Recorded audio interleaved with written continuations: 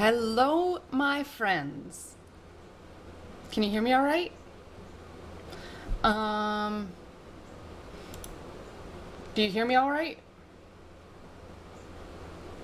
I question it. I deeply question it. I hope you do. Um, how are you? I'm obviously back in the studio, um, which is a good thing. I really enjoyed, staying at my parents' place and spending time with my grandmother, but it's exhausting to take care of another adult human being quite like that. Uh, it was hard. I enjoyed the time. Please don't get me wrong. Um, but until you've like taken care of an older adult, it you don't really know how hard it is. So for those of you that do it all the time, my heart and love goes out to you. I know it's hard, um, and I just did it for like 10 days or something like that. But we had so much fun. We went to see a sunflower field, which was delightful. There were so many sunflowers, and the farm was really kind and super helpful. They used a gator to get my grandmother out to the field so we didn't have to push her in the wheelchair through the really, really bumpy grass. Um, and it was just wonderful. We got to pick sunflowers, so my niece ran through the sunflowers to pick them for us. We selected them from our seated and standing position in between like the rows, and it was just a really great. And it was wonderful because the sun. So Northern Virginia is really warm, like wildly warm and humid. Which I'm not used to anymore because I live in New Hampshire. Uh, but yeah, so it was really hot and humid when we started out, but by the time we were done, like the sun had gone behind the clouds and it started raining 15 minutes after we left. So we timed it perfectly to get like a nice cool breeze and like sunshine rays off in the distance and gray clouds, and it was a wonderful stark contrast to the sunflowers, and I really had a blast. I also took my grandma for walks around the block in her wheelchair with their little dog, and we spent a lot of time together. So that was great. I also cooked for her, but I think that's the thing she was most looking forward to when my uncle took over, was that he cooks like she did, and I don't. I'm a vegetarian, so I cook a little differently, and when I'm cooking meat, it might not be as good as someone who eats it all the time. I also eat a lot of mushrooms, which my grandma's not a fan of. Speaking of mushrooms, one of the advantages of the really, really wet backyard that my parents' house has is I found a chicken of the woods mushroom while I was there. Just standing on the deck, I watched it, and on the day I spotted it, it was bright orange, and I spotted it from across the yard, and it's like a 2 something acre yard. So I I saw this thing from the porch, and I didn't get out that day. That day was too busy. But the next day I got out to it. And some people would consider it past its prime. I thought it was delicious. I did have it confirmed, since I'd never found this mushroom before. I did have it confirmed by at least 2 other mushroom experts before I bit into it. And I did do just a little bit the first night because I'd never had it before. And my stomach did fine with it. So I ate another one, or I ate it for dinner the following night and the next night, and then I flew home with it to New Hampshire, and so my husband got to eat it for 2 nights as well.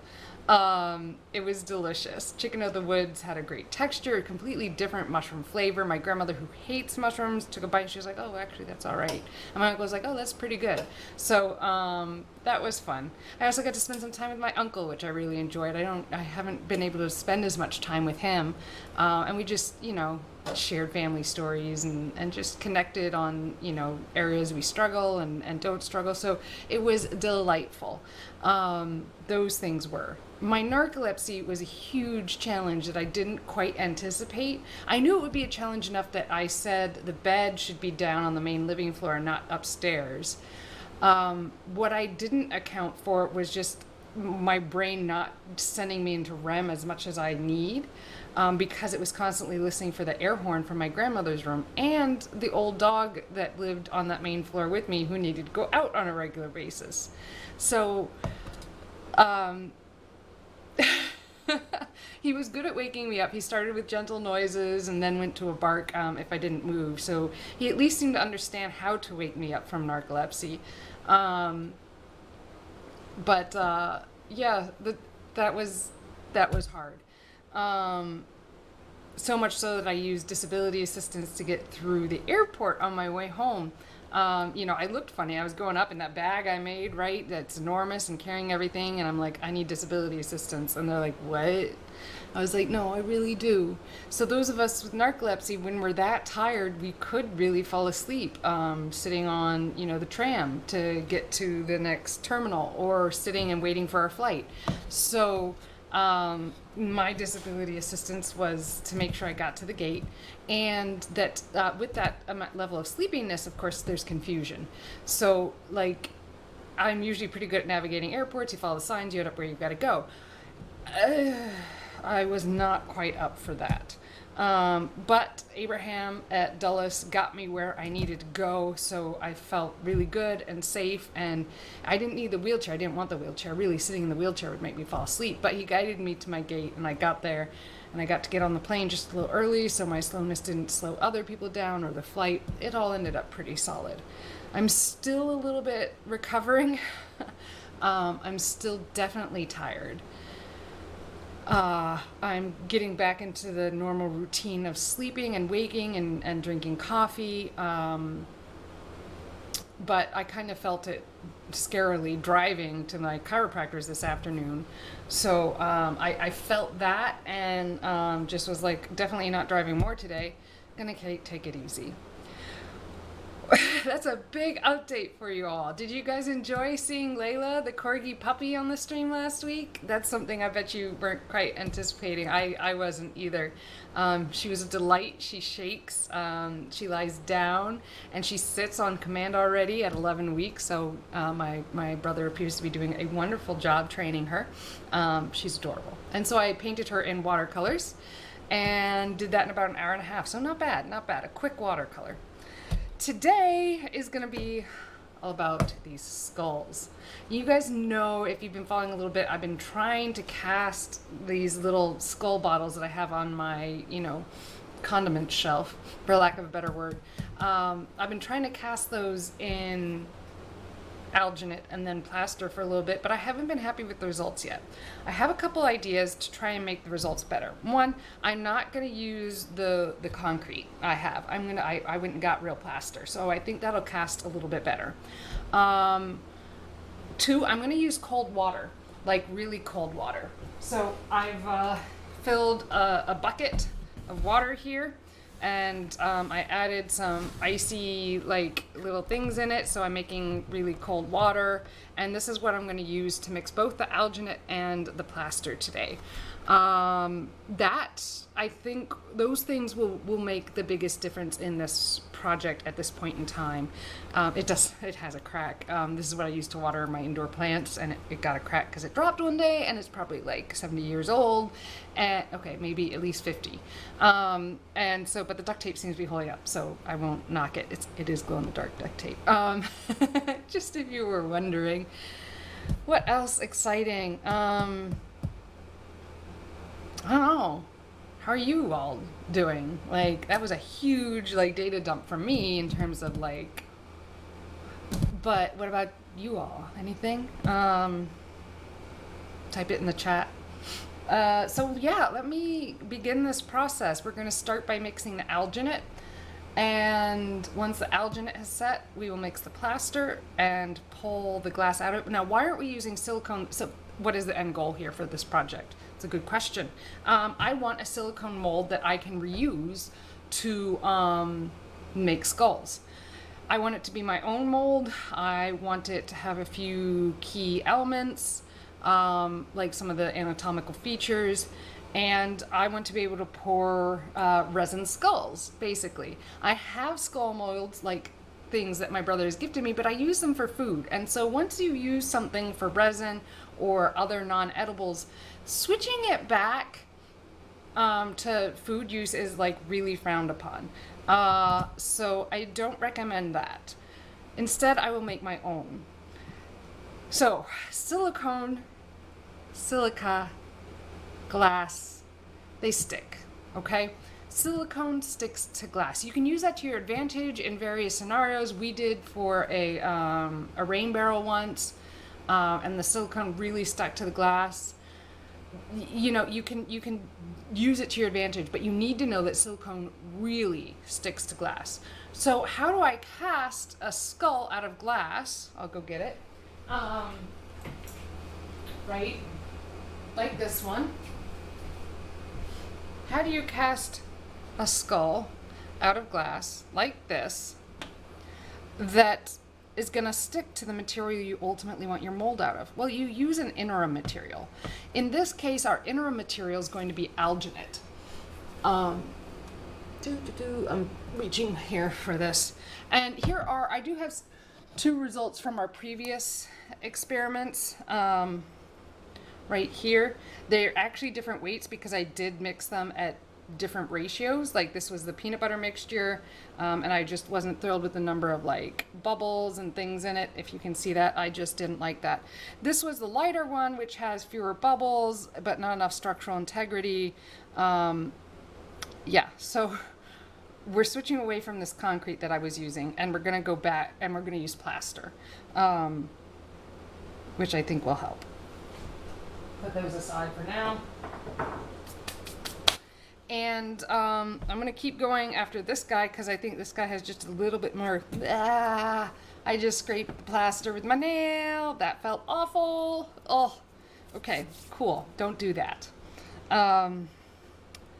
Awesome. Yeah, don't do that. Oh, that felt awful. That was like nails on a chalkboard. I hope you guys didn't hear it.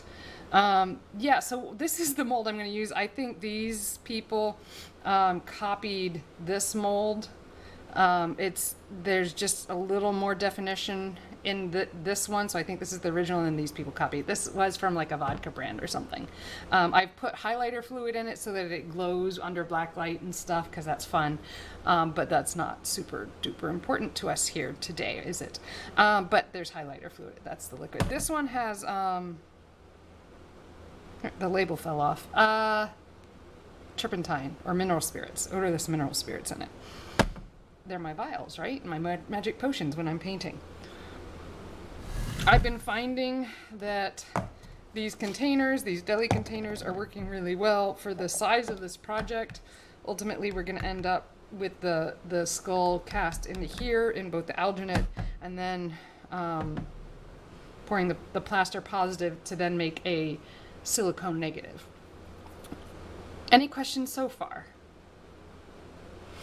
I'm gonna get it right this time, I think. But you know, it's okay if I don't, because I'll have learned something from each of the processes. I'm really okay with learning these things step by step. And it's not like I'm in a huge rush to get this thing done, although I do have a resin camp coming up, and it might be fun to have a skull mold for the kids to use. We'll see. Keep your fingers crossed, okay? Yeah. Alginate. Step 1. Here's my alginate. Oh, and it's not coming out of the bag super easy. That's okay. Alginate. We're gonna mix the alginate part 1:1, if I'm not mistaken. Double checking that with the instruction sheet, which I no longer have. Oh, you know what? It's on the box.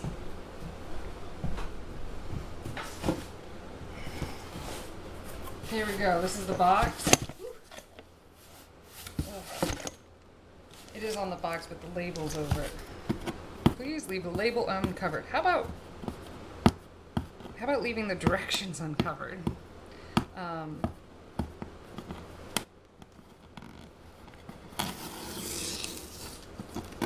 Just give me the ratios. Come on, people. It's like putting price tags over important information. Mix one part powder with 1 part, I'm going to guess that's water, but just to make sure, we're going to peel the other side of this off. It's probably water. Okay, we're not going to peel the other side off. It's water. 1 part, 1 part. Okay, so equal parts water and silicone.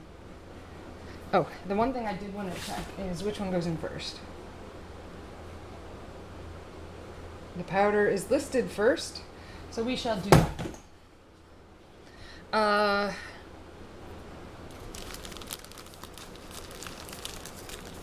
Here we go. Oh, I should make sure I have a stirring stick handy. I did grab a couple over here. They will work beautifully. One part, and we shall mix. Yes.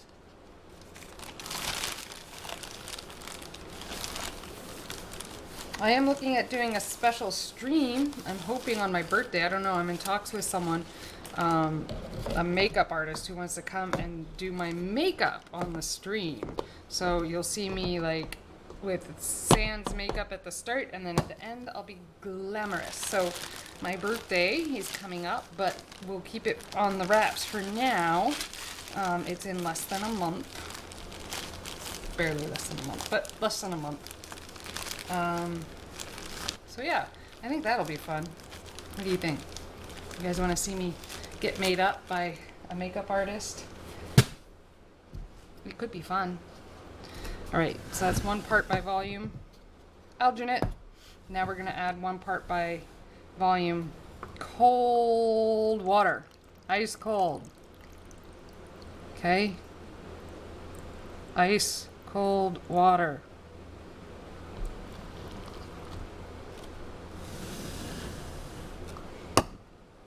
And you can see some of the powder floating through the air. You know. As I stir all this together.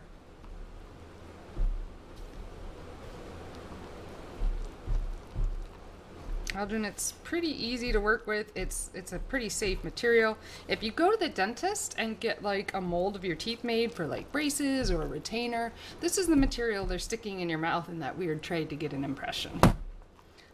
It's used by special effects artists, especially to make really, really custom prosthetics for individual actors, so that they can get a like cast of the actor's face, and they can work with that with a lot more time than, you know, an expensive actor can do with a prosthetic just sitting there. And yeah, so that's a thing. All right, I'm mixing it, and it's cold, so it should be pretty slow. It's a little lumpy, but I'm going to keep mixing it to get those lumps out. Ooh, excuse me. I am going to apply it with a brush to the mold first. This is going to be to help get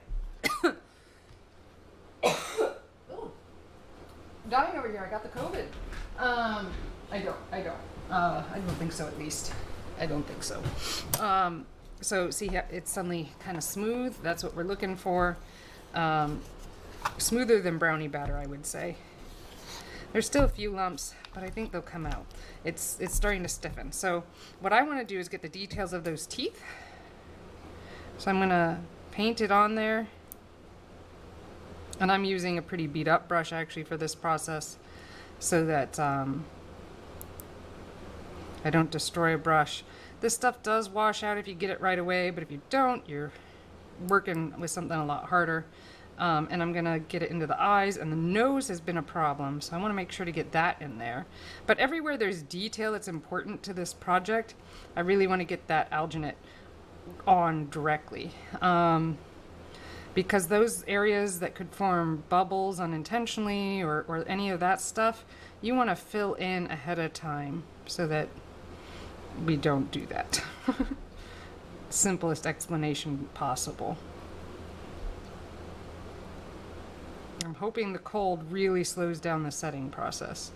I was worried that maybe in the past projects of me working here, that maybe maybe I just wasn't working fast enough, or I don't know. I'm gonna go with yes to the above, because those are the things I understand the most and think can go wrong the most. So here we are, filling up those eye sockets, going around those zygomatic arches and over the nasal bone, Trying to make sure I get these details in here. I really, really want these details in here. These things are important to the identification of the object, and so we will continue adding to them with as much detail as possible. Each little feature gets more detail added to it. So, by layering the alginate, I hope I've caught all the necessary features. Now, I am going to take some of this water, put it in this container so that this brush maybe doesn't die on me. And we're gonna say that alginate is looking good. I'm gonna give it one more stir to break up any clumps that we discovered in this part of the process. Yeah, buddy. Oh, it's thicker than the natural peanut butter. I don't know if you eat that.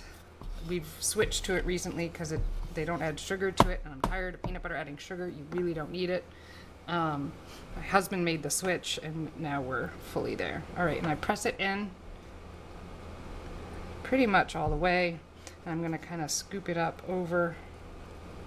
Now, if it's not enough over, there's always the option of doing another pour. Now I am going to scoop this up instead because I think it will work just fine. Now if it's really, really low, you can always stuff the mold. What do I mean by stuffing the mold? So adding little vacant spots, like air holes kind of thing, can sometimes help. So here, I'll demonstrate with this stir stick. I'll stick it in. I know what direction the mold is facing, so I'm pretty sure I can get it in here, but by sticking it into the mold, I'm taking up just a little more volume, which can be very, very good. All right, so I pulled it up just to make sure it wasn't directly on the bottom of the mold, so we won't have any holes where the plaster, when we pour it through, goes down into. Now I'm going to clean this brush off before the alginate sets, and I might add one more whole space taker upper to really get this up, but maybe I won't because it's actually looking pretty good. This is a little big for what I wanted, but I can put the ends of these pipettes in, and I bet it'll just kind of give it that little extra boost, you know?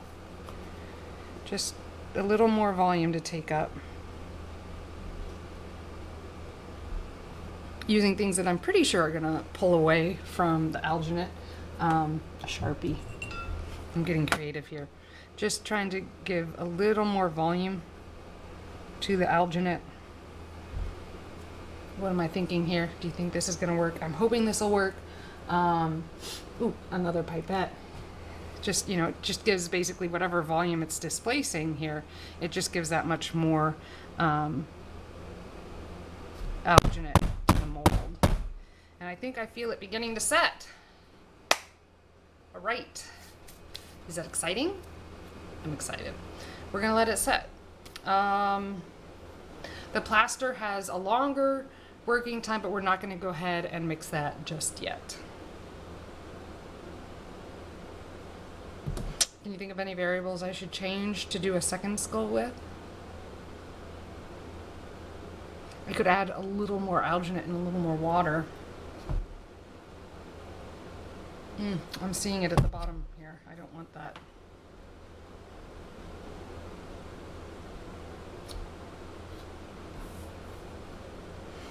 It does have liquid in it, so that makes it a little heavier, more dense, so it kind of want to sinks.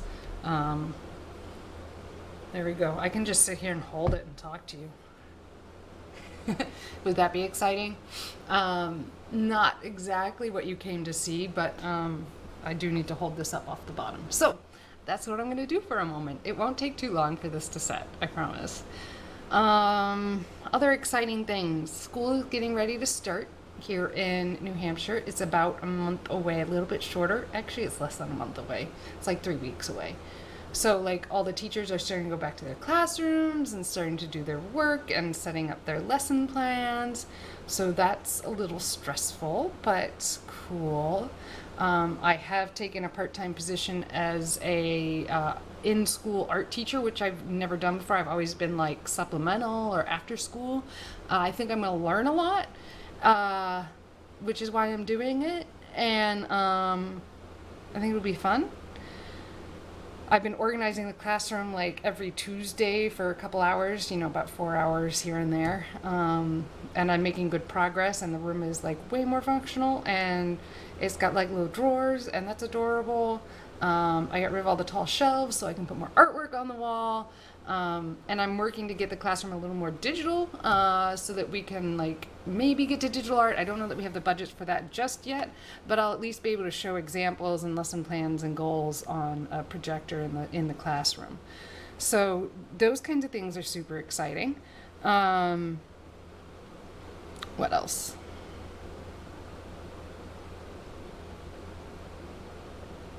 I don't want school to start. My garden isn't producing like it should be. So, see, New Hampshire had like super drought through spring, so that stunted plants. Of course, I watered, and then, and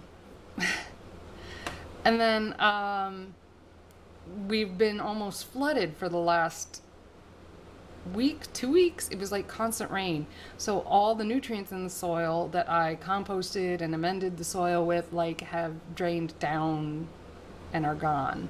So we're looking into how do we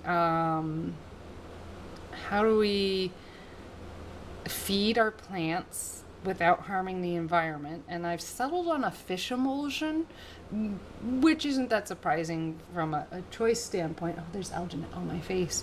But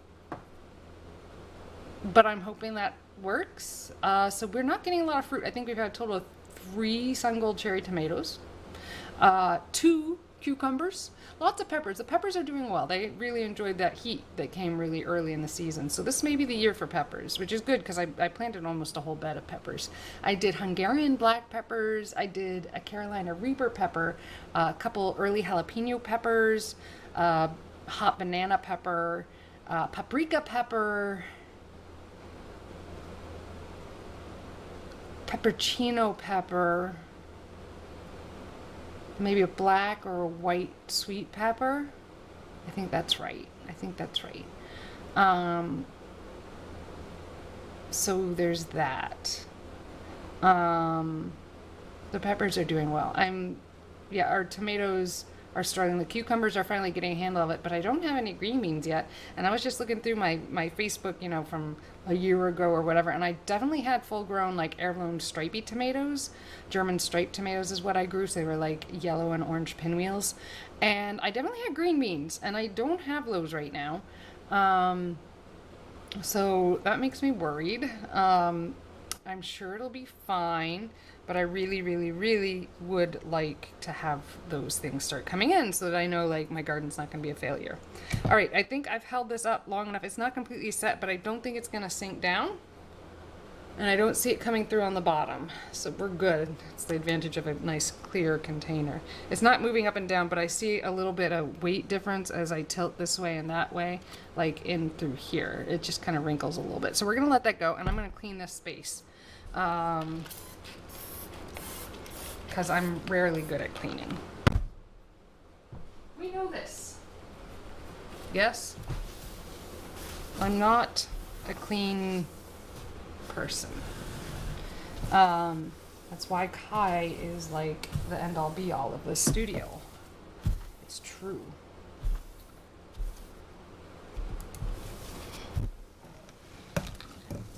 Oh, this multi-surface cleaner smells amazing. It's the Mr. or Mrs. Myers. Breeze, hello, how are you?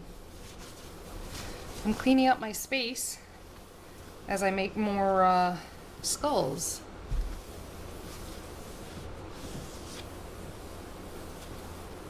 Hello! Croissant? Who is Croissant? Nice to meet you. Did I say it right? You spell it like a different way, so I'm guessing the pronunciation is important to you. There we go. Okay, so we have the Breeze and Croissant. How are you? Welcome, welcome. We have the skull setting in Alginate at the moment. Exciting, I know. And I just cleaned up the space as a set. I think I'm gonna mix one more Alginate set to do this skull in. I want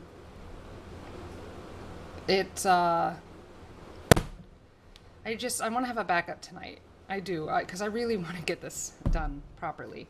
So here's my paintbrush that I used from before. I'm gonna do a smidge more Alginate than I did for this one. Just a smidge. I'm gonna dump out this water, and let's go get a half cup. I think a half cup will be enough. It could need a quarter cup, but I think we're gonna go with a half cup for the equal parts. So my measuring cups are over here, and I think I see the half cup right here, because Kai reads my mind even before I know I'm thinking it. And we're gonna put in first the half cup of Alginate. I'm gonna dry it out first though, so we don't get a setting reaction before we're ready. What kind of creative things do you two like to explore and see?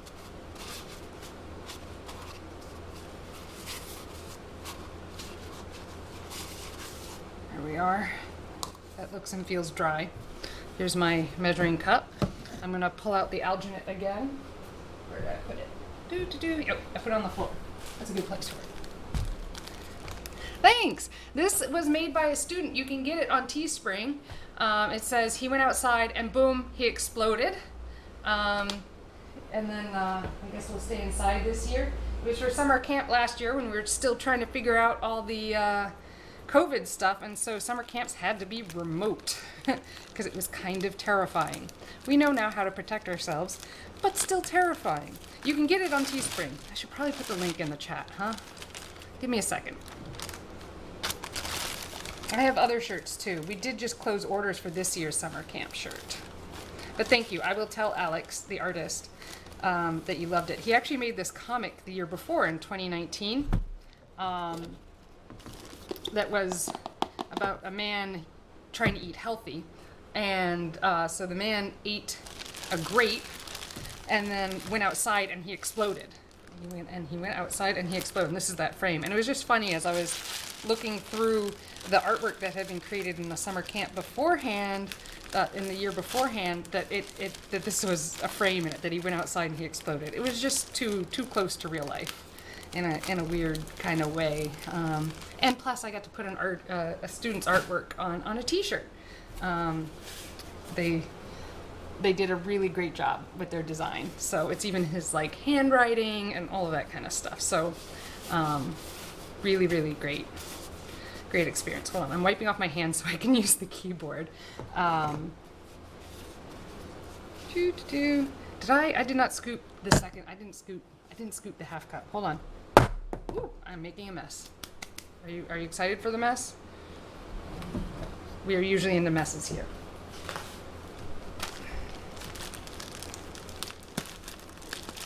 Here we are. Another half cup of the Alginate. Again, this is the stuff your dentist uses when taking dental impressions. Another half cup. And I think that'll get us where we need to go.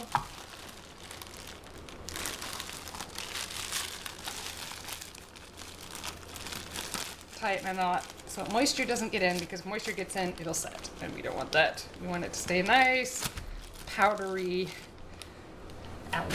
Well, I guess it's a seaweed algae type situation. All right, let us pull up the Teespring, and I shall give you the link to my Teespring store.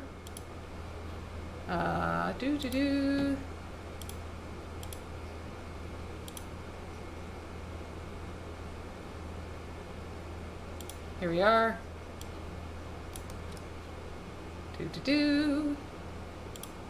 Here, you can get one if you want it. Uh, I think that'll work. Try it. Let me know if it doesn't. So yeah, if you want a He Went Outside and Boom, He Exploded shirt made by Alex, that's where you get it. Now, again, this time I am using cold water to try and slow down the process just a smidge. And hoping that it creates a smoother alginate and one that maybe captures a little more detail because of the slower cure. Lifting this up, out of the way. Here we are. So 1 cup.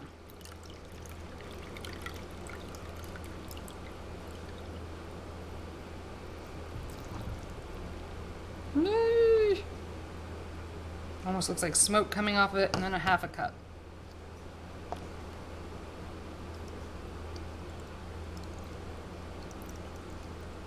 Pouring, and we're there. It does look like cooking. Well, you think about it, baking is in fact kind of chemistry. So really, baking looks like chemistry. But I do like that notice. That is a good thing to have noticed. The precision required here. I mean, I've never screwed up alginate yet, but I'm a pretty precise measurer. Here we go, and mixing it in gently, and I'll add a little bit more once we get more of the powder down, because it is kind of going through the air a bit. The air a bit.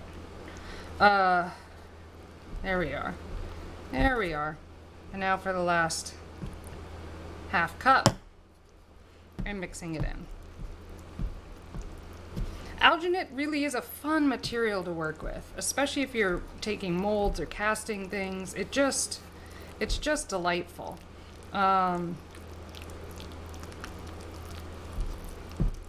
Like, it's easy to work with, and it being skin safe means, you know, you don't have to wear gloves unless it makes you grossed out, in which case wear gloves. It's not going to hurt you to wear gloves.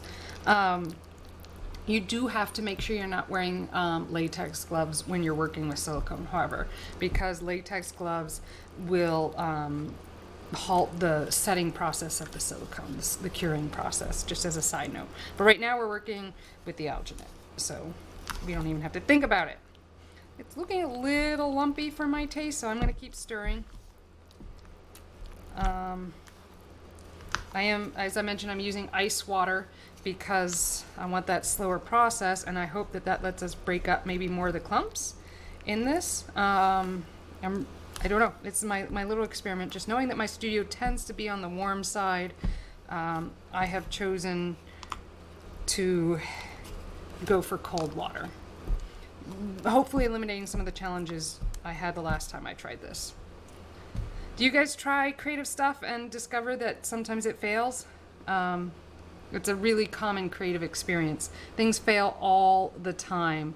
What you see from an artist is generally just like their final piece that they like, you know, put in the gallery, and they're like, all their failures have been thrown in the trash, destroyed, burned, or whatever their you know, ritual is for ending a piece of artwork.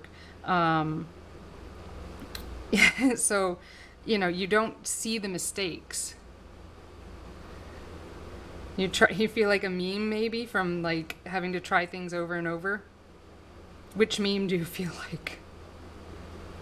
Not that you can post to the chat or post that in my chat, because I try to keep it locked down for links and stuff, because I like to have kids join whenever they can. But you know, you can describe your meme. We've probably seen it, right? Oh, not literally a meme, not a specific meme, but you feel like a meme. Here we are. Oh, I'm not on camera. Sorry. I'm still... Remember, I'm just doing the things I would normally be doing.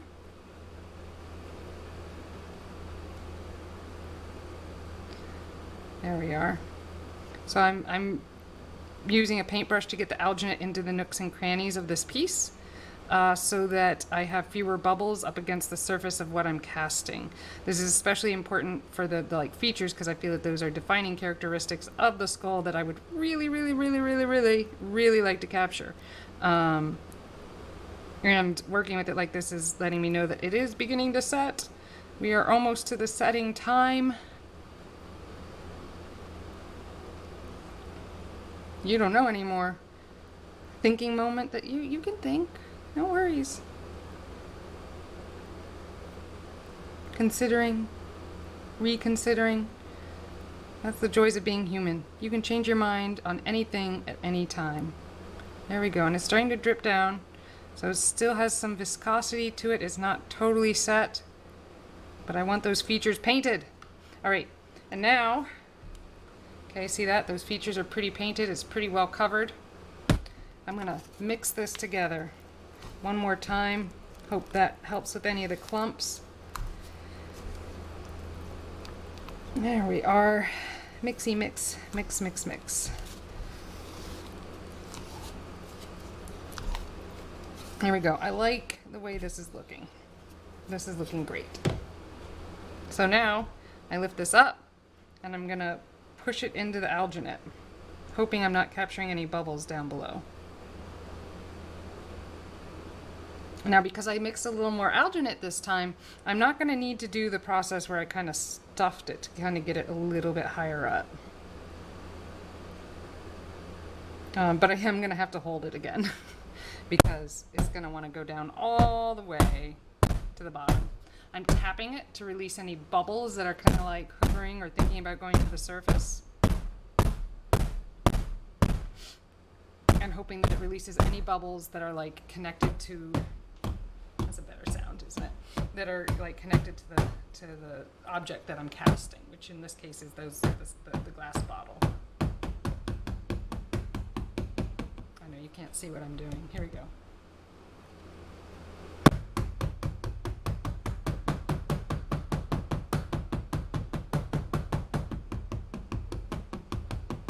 How's that?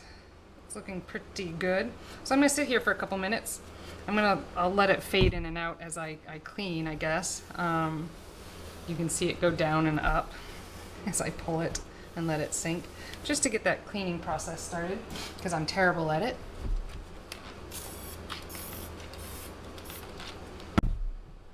But I guess streaming makes me a little more conscious about how like messy my space is, so I clean a little more.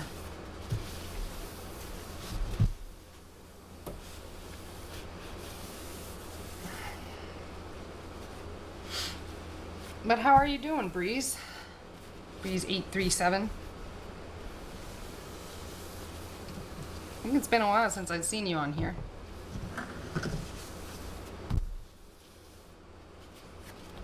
All the children scare you away a little bit.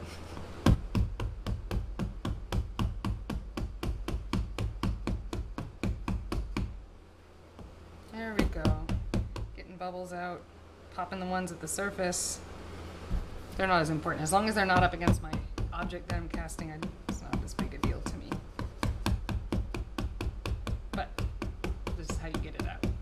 Like in commercial processes, they'll use like a vibrating plate or other things. I have been known to get like toothbrushes and just use them for crafting processes and only crafting processes to release bubbles and like resin and stuff. So there's that. Other things you can maybe try to do if you try to do this at home. For resin, of course, a heat gun works. For this, I would not recommend a heat gun. I've not tried it, but I'm not going to try it on this one because this is going pretty well in its own, and I'm not feeling the need to heat this up. I don't think alginate would take to a heat gun particularly well.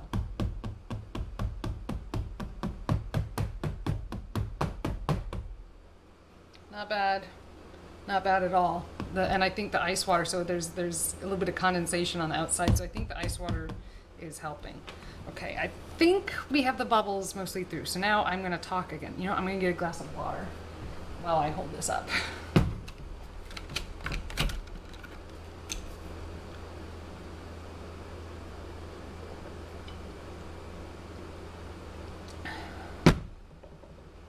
A lot of mushrooms about right now in Virginia and New Hampshire. I did find a chicken of the woods while I was in Virginia that I ate for like 3 dinners and brought it to Virginia because there was so much of it. 1 pound and then 8 after cleaning it. So that's pretty significant sized chicken of the woods. Very tasty. Very chickeny for someone who doesn't eat chicken anymore. It mimics the chicken flavor pretty nicely. The texture actually is really what got it. So, oh, I should clean that brush. Give me some water. Soap before it sets. Water, very good. Where was I going with that? Mushroom. There were just a lot of mushrooms, like in New Hampshire and Virginia, and places that were great to see. I saw the biggest collection. I didn't take a picture. I should have. I was kind of busy. Biggest collection of bird's nest fungus I've ever seen in my parents' mulch along their driveway. I saw a dog vomit slime mold that I haven't seen in ever. It was brown on the inside and actually kind of stiff. So it may not have been a dog vomit slime mold because those kind of get foamy, and when you press on them, they go away. The ones I get in my yard are generally the orange and yellowish variety. This was not that. It was kind of cream colored with it was kind of cream colored with a brown chocolatey kind of milk chocolate looking inside, and you could scrape it and it would kind of hold it at the same consistency as a milk chocolate. So that was cool. Bunch of bolettes. I saw like a little red and yellow bolette that was like the size of my thumb. And then yesterday on my walks along Piscataqua Trail in Goffstown, there are so many mushrooms. They're amazing. They're so cool looking. Lots of bolettes. The purple ones are just starting to come out, which I usually see around here at about this time. And what I believe to be chanterelles. I've not had them before. I've not talked with anyone who's identified them before, like in real life, so I don't know if they are. There are two mushrooms I'm comfortable picking 100% for sure, and that's the chicken of the woods and a morel. So I've picked and eaten those. Be careful with mushrooms, people. Disclaimer, they can kill you if you didn't know that. So if you question your identification of the mushroom at all, don't eat it. But as a vegetarian and someone who just likes mushrooms, it's really fun to be able to identify and then consume a mushroom. But there's a lot of process that goes into identifying a mushroom, from touching it, smelling it, even tasting it can be a part of the mushroom identification process. Here in New Hampshire, that's generally safe-ish. I wouldn't do it in other places. There are mushrooms that could make you sick if you don't know what you're doing. From just tasting it, but it's kind of wild and fun.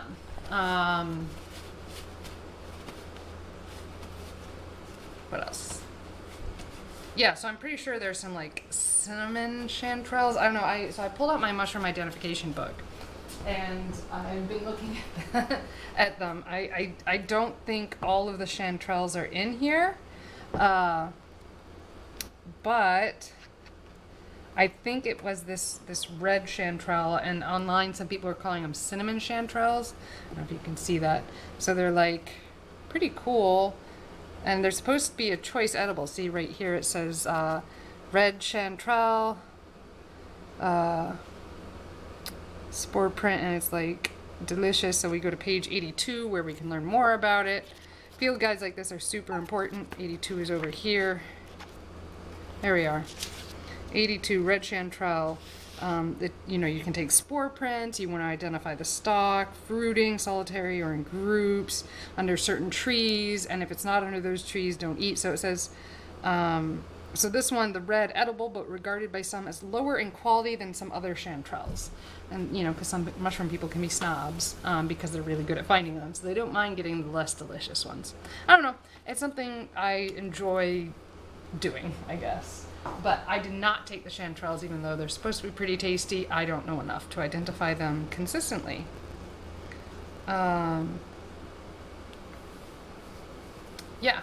So there's that. All right, let's take out the skull from the first cast. Are you ready for this?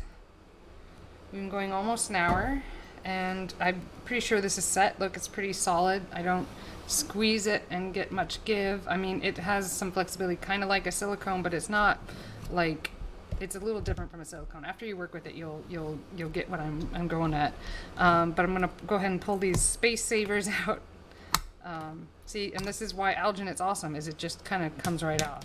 Is that a great sound? Pull the stick out. Oh, the stick is pulling the whole thing out because the wood is textured, so it kind of wants to stick. That's fine. We'll leave it, okay? We'll leave the stick. We probably won't, actually. Here, we'll pull the whole thing. Okay, so nice. The mold looks pretty good. I've pulled it out of the cup. It does not appear that any of the glass is down here at the bottom, which is a good sign, so it means my mold won't leak when I make this plaster cast. And how do I have alginate in my hair? Now I'm gonna pull this because I feel like it's really blocking some views. There we are. See, and it even pulls off the wood. Look at how clean that pulls off. It did take this with it because this isn't really connected well to anywhere else. But you can kind of get the idea that it pulls right off even the wood. So if you want to cast something that's made out of wood, Alginate might be a great choice. It's still really wet. Look, it's leaving wetness marks, and this is built like a suction cup, so it's kind of suctioning. So that's funny. Didn't anticipate that. Pull these off. I've mostly left the alginate in the mold when I'm working with it, but I want some freedom, flexibility here. So here we are.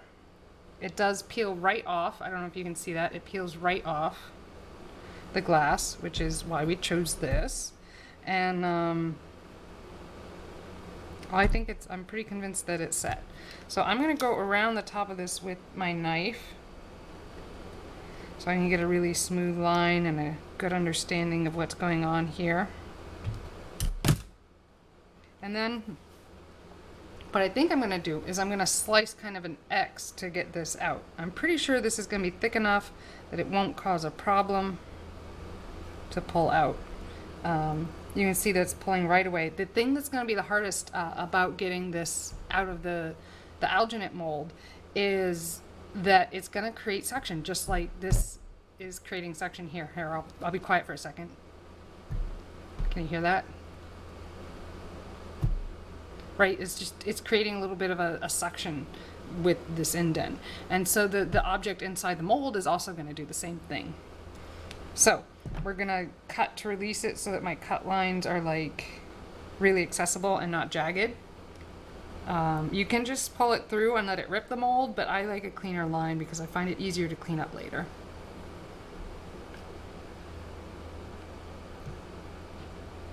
There we are. So I can peel these back. Let's try peeling one back, kind of get an idea for how thick it is. It's not actually super thick, which may cause me some challenges, but I'll work through that. Maybe the second one will do better. There we are. So I've pulled these back and hopefully gotten air down in there. I'm going to use the back of my paintbrush to get a little more air down there, and that will make it so much easier to remove.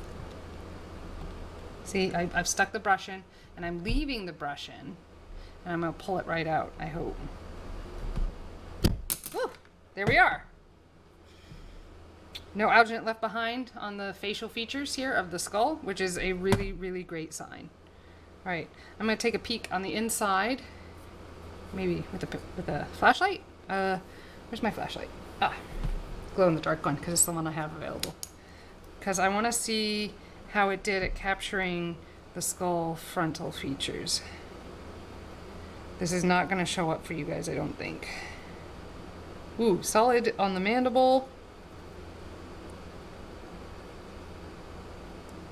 We seem to have maybe a bubble on the frontal, but I can work around that. The teeth are nicely captured.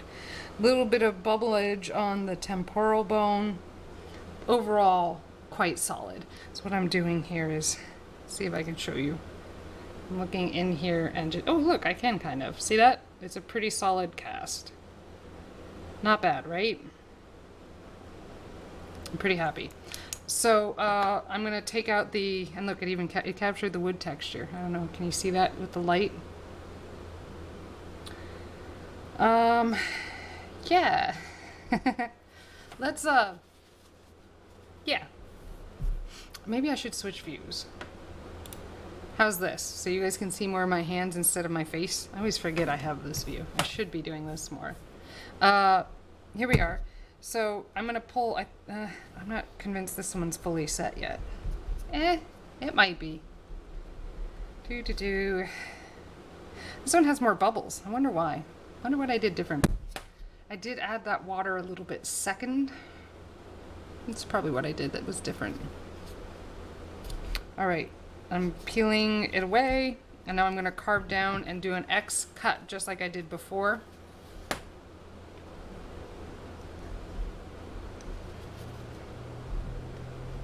As deep as I can reach with the blade that I have. And we're gonna pull the skull out. Are you ready to pull the skull out? I'm ready. Here, I think I should get that one on the big camera for like future grabs. Yeah, right? To do screen grabs, so when I announce my online presence, people want to join me. That's the goal here. All right. Because it's thicker, I can't peel it back quite in the same way, so I'm just gently nudging and moving the skull around. I'm trying though, but even this stuff is pretty soft, so even my nails are like damaging it. If you can see that. Even my nails are damaging it.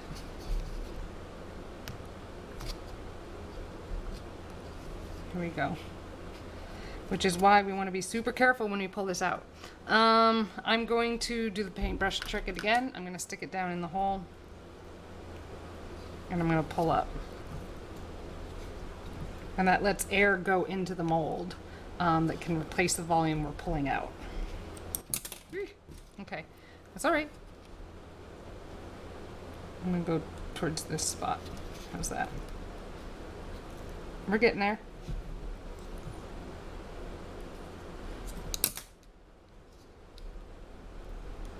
Okay, we're going to pull it out of the mold to give us a little more flexibility. I think the cup is giving us a little extra rigidity here. Again, the same trick by sticking the paintbrush down in the bottom. Hopefully it gives us air to replace the volume that we are removing.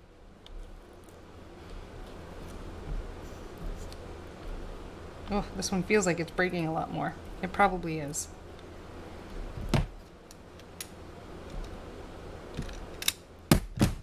Okay, we've got it.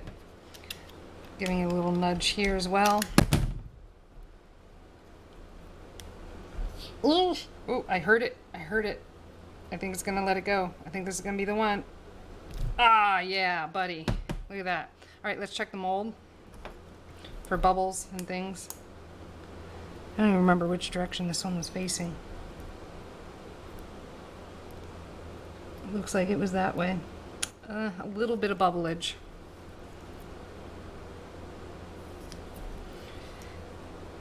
A little bit. I think it'll be okay.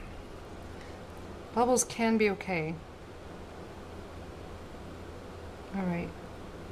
The eye socket's not great. I think we've captured the teeth. Not as great as this one. This mold just has more definition. So the next step is going to be to mix the plaster that's going to go inside these. I'm going to clean out this cup because I'm just going to reuse it here.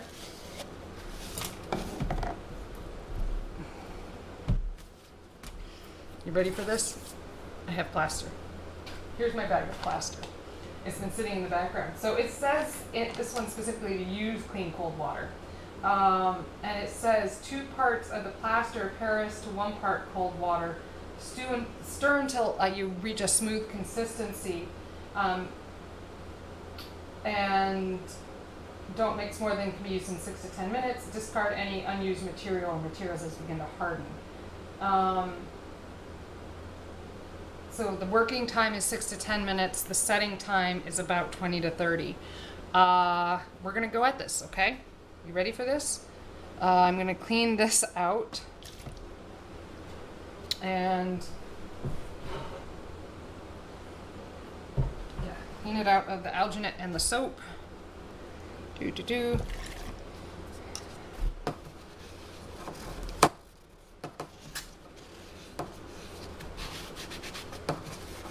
are. And I'm going to use this. I would be really surprised if these things are like a cup of volume each. But we're gonna mix a little extra just in case. So,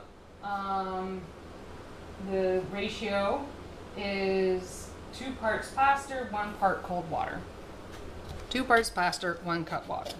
2 parts plaster, 2 parts water. 2 parts plaster, 2 parts water. I'm saying it again and again so I don't do the equal mix thing. 2 parts plaster, 1 part water. Now I'm gonna put gloves on because I can't stand touching this stuff.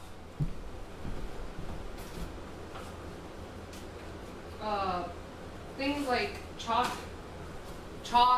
and charcoal and chalkboards make my nails and ears hurt. Just thinking about it, like I'm getting bad feelings. I don't like the feeling of these things. So, gloves it shall be. I don't want to have to scrub them out from under my nails. Really, really don't want that. Here we are. I'm gonna clean this up just in case I make an enormous mess. Which sometimes happens with plaster. All right, the plaster bag is big. It does fit under my camera where it's hovering, so we're in good shape there. I'm gonna open it. Maybe I should just cut it. I'm shedding plaster already everywhere.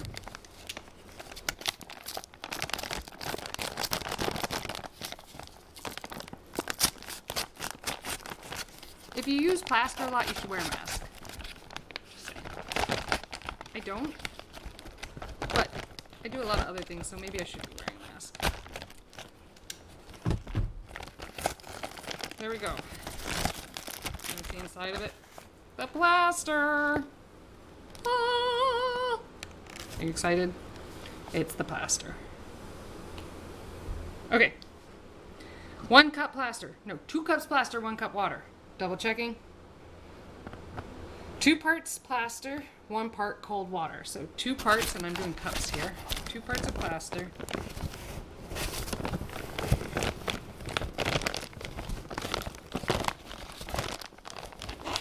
There we go. Sounds good. Yeah, buddy. And it's going in here. 1. This container may not be big enough. I just realized. I'm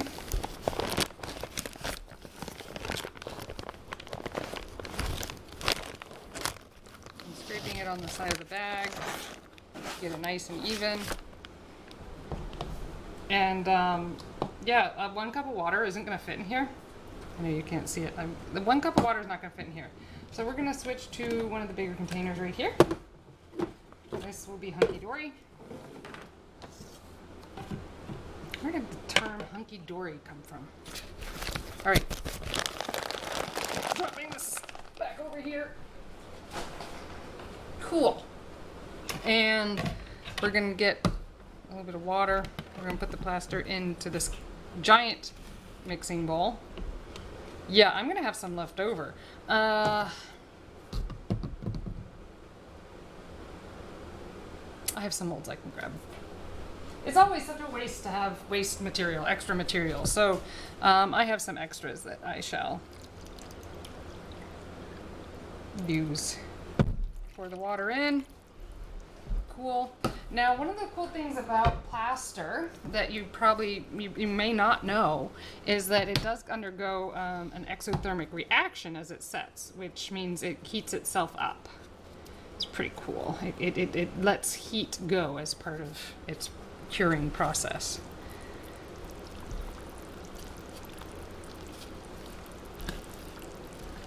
Here we are, as I mix and mix. Can you hear that? It's kind of gross sounding. But it does. It looks like baking or cooking. There we go. And I'm going to get all the peanut buttery clumps out.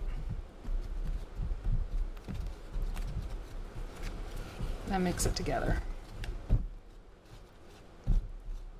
Plaster is something I'm more familiar with than concrete. We use it in glass blowing to make molds. I used it. God, what were the other plaster things I did? I don't know. I did plaster things. It's a relatively inexpensive material to create sculptures with. Once you can put it in a mold and then carve it down, so like a bigger mold, and then do things like with it, especially when you keep it in the moist phase. All right, there are a couple clumps in this, but I'm gonna go with this, I think, in the current state that it's in, before it really sets. It's still feeling loose around the edges and not in the center. So stirring it like this to try and break that up.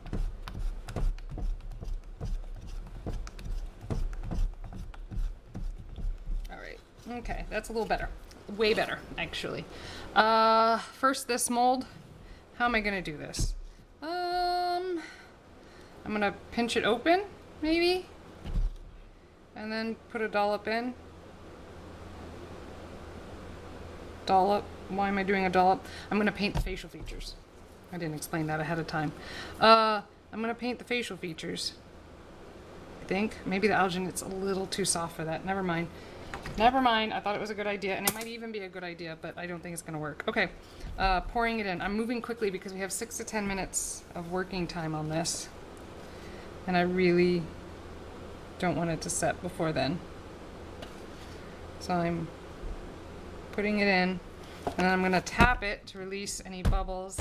Ah, I'm getting plaster everywhere. Tapping it to release bubbles. I'm releasing the bubbles.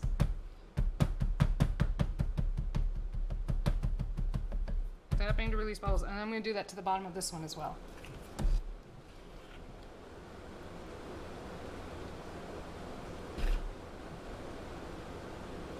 There we go. Good, 2 spoonfuls as I tap to release these bubbles.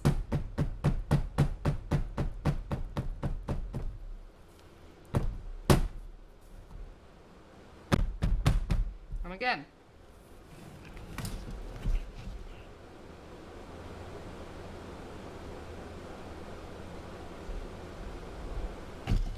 To keeping spoonfuls that I hope go inside and are not. Cool. Squeeze it, get it in. Come on.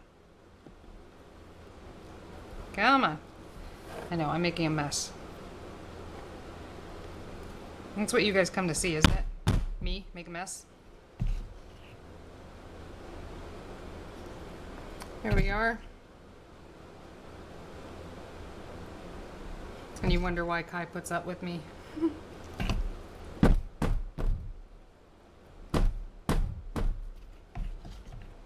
I certainly do. There we are.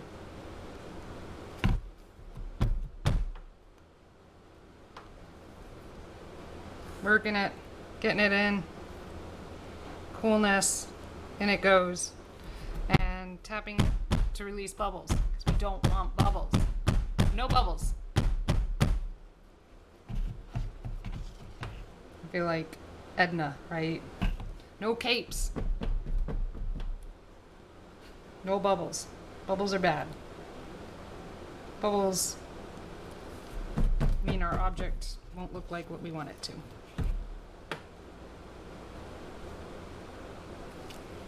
Doo-doo-doo. Pushing it in like peanut butter. You guys remember doing plaster projects as a kid, like at school? Is that something you did? Or is it just, homeschool kids that did that stuff? Or private school kids? I don't know, man.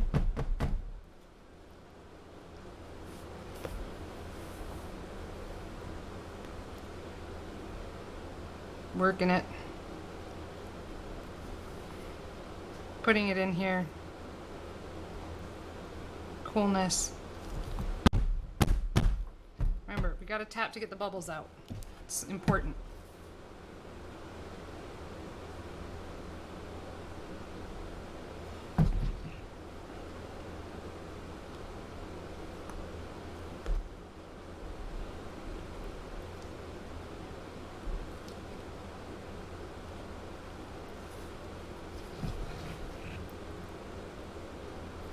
There we are. Getting these things in there. We're gonna do it.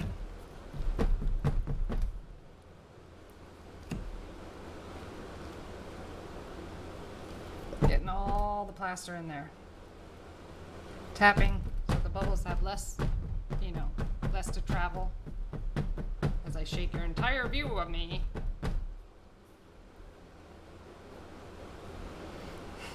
My title should be subtitled The Shaking.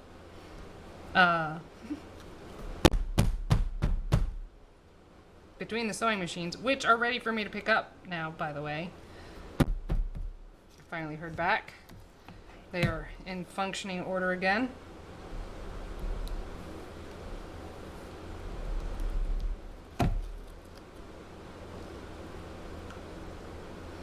There we are. Okay, I feel it beginning to get full, which is exciting. It's beginning to get full. It's not full yet.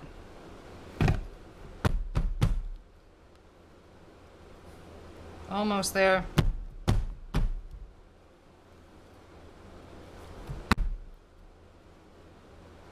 Coolness.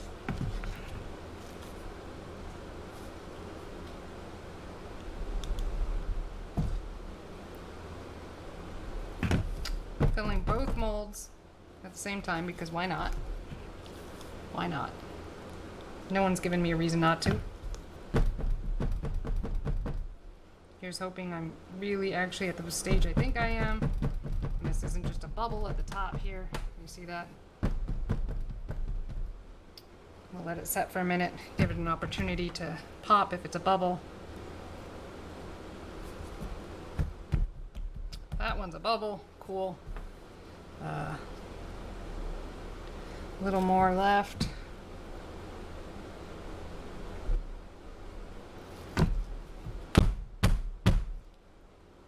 See, one of the many reasons we tap it on. There we are. And I'm going to add a little more on the top of both of these.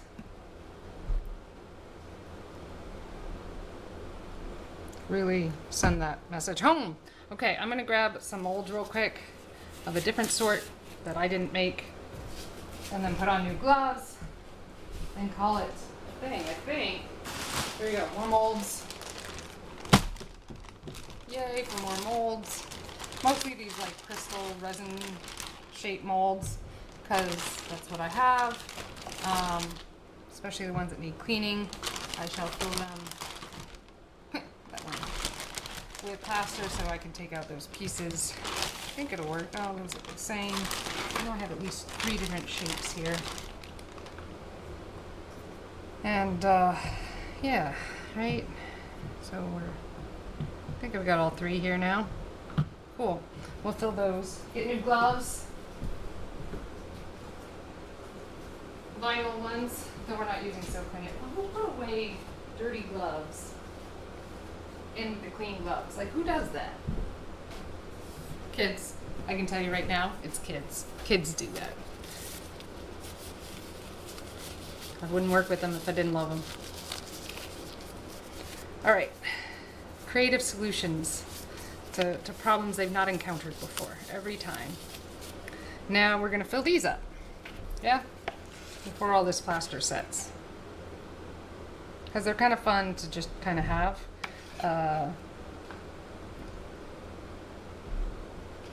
You can paint them, put them in your succulent garden, you know, whatever.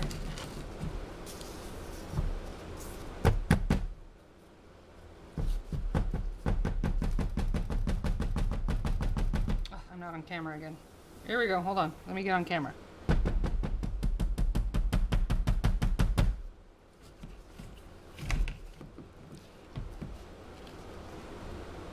Here we are.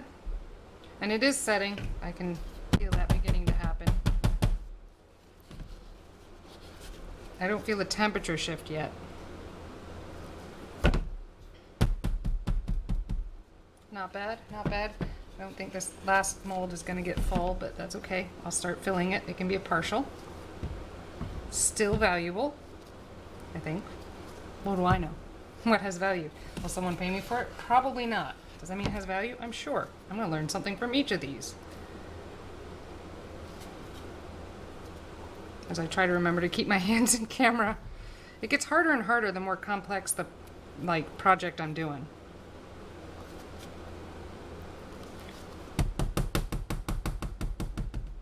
There we are.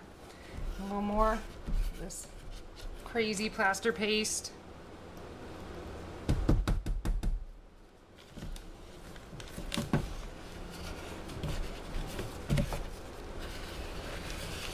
As I scrape it up off the sides and get it in the mold.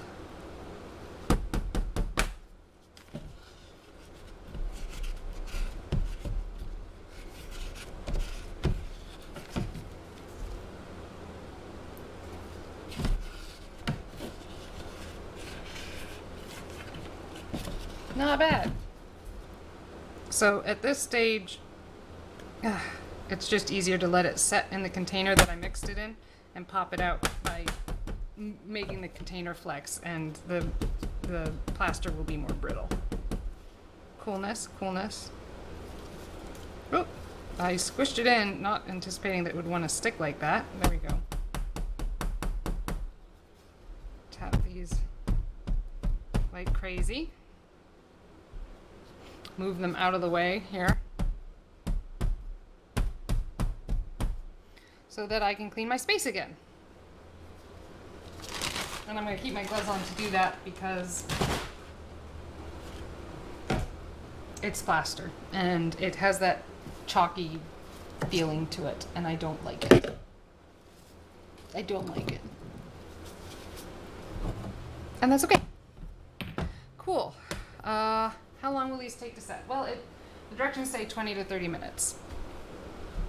You guys gonna be around for that? I'm gonna clean up. That's what I'm gonna do. Moving the things out of the way of the camera and, you know, putting them back where they belong so that I can clean. This goes back with the molds.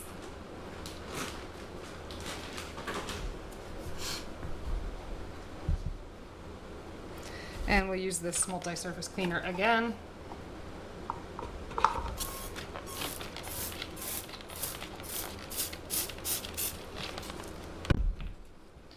You never thought you'd watch a Twitch stream where they're mostly cleaning, did you? It does feel like that's the majority of my time. I'm sure I could look at the timestamps and it would be obvious that I'm not spending the majority of my time cleaning. It just feels like it.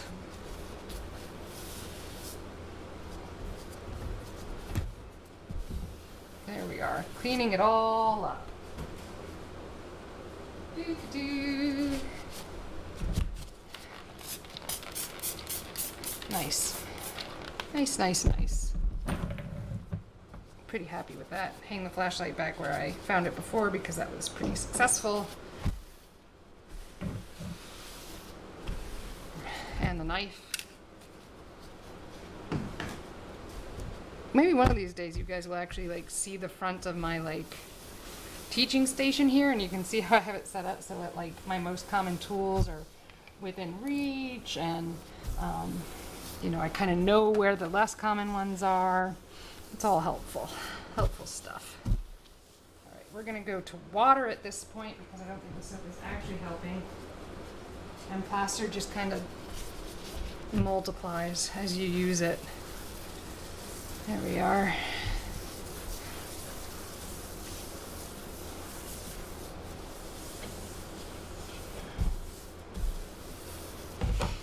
What other exciting things do you have going on in your life? Anyone heard from Anna in a while? I haven't heard from Anna.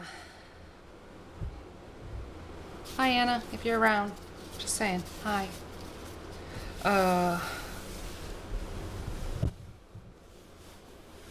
There's Volfite and Kelvindor.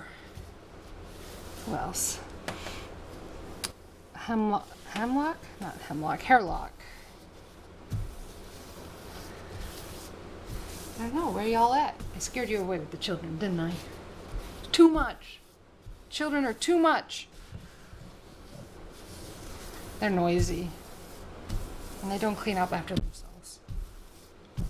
For the most part. All right, nice, clean working space. Um, where did I put my mouse? Here it is. So, my space is now clean, as you can see that. Any questions about the process that I did today to cast those things? They're setting up right now, but it's gonna be a little bit. And I would actually leave them longer to make sure like they get a lot of moisture out. If I can do that, it would be nice.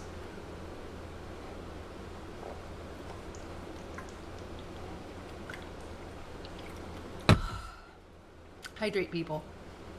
You need to hydrate every time.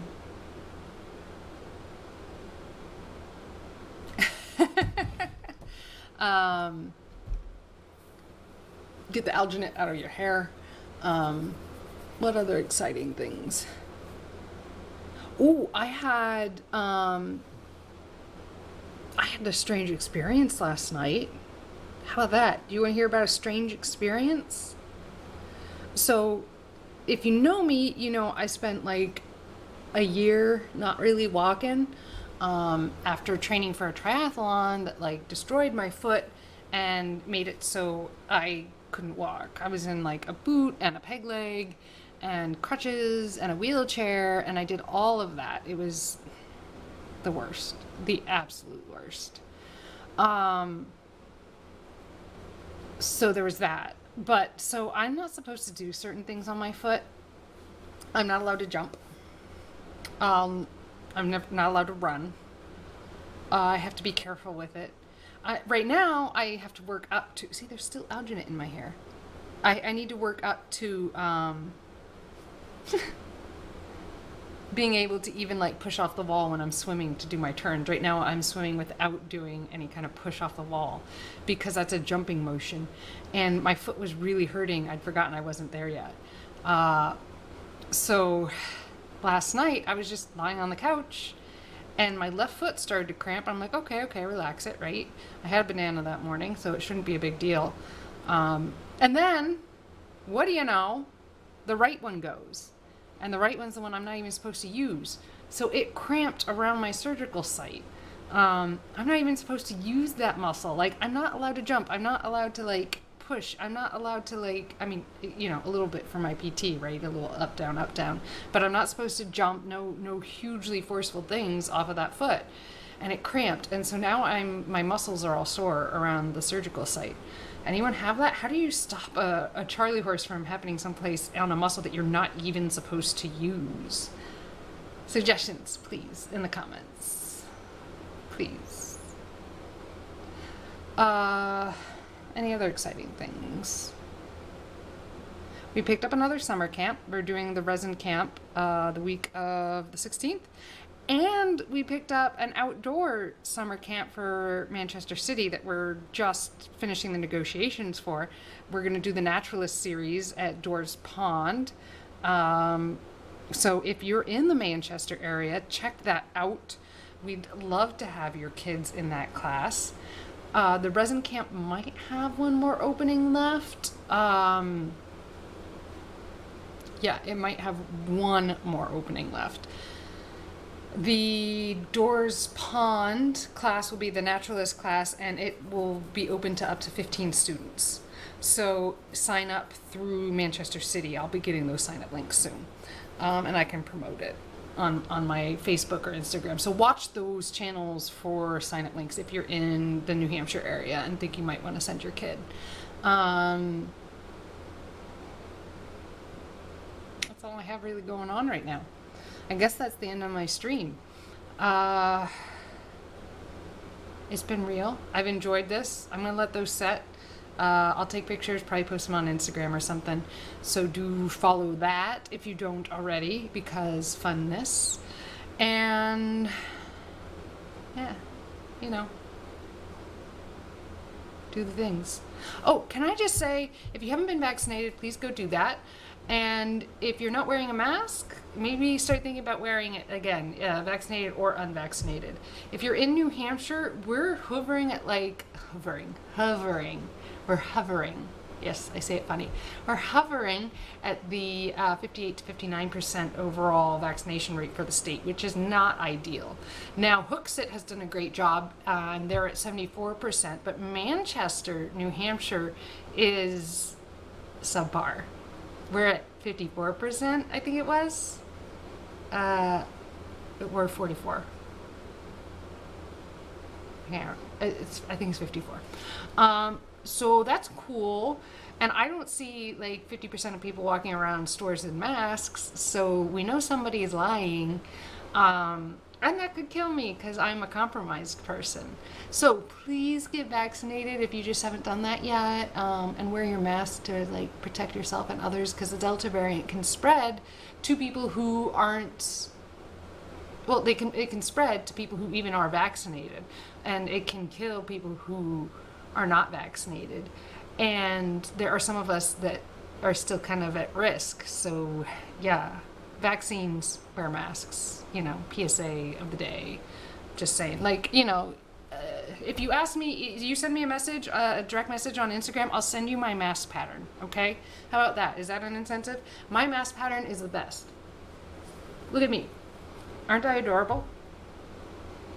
I recommend doing a wire all the way across so that if you wear glasses, it doesn't fog up. You can choose really cool fabrics like this. This has everything I love on it. Look at this. It's got flowers and scissors. It's got paintbrushes and paint pellets and strawberries, which I love, though I can't eat. Cameras, bugs. I mean, there's everything on this mask. I like that it has another eye in it. I think it does funny things. Anyways, just saying, I'll send, if you want a mask pattern, I'll send it to you. My masks are 2 layers of fabric with a copper impregnated medical filter on the inside, which is pretty darn cool technology. Bunny rabbits, beetles, clovers. There's just everything on this thing. Little herbs and thimbles and safety pins. Look, they're all on this. So you can find a fabric like that.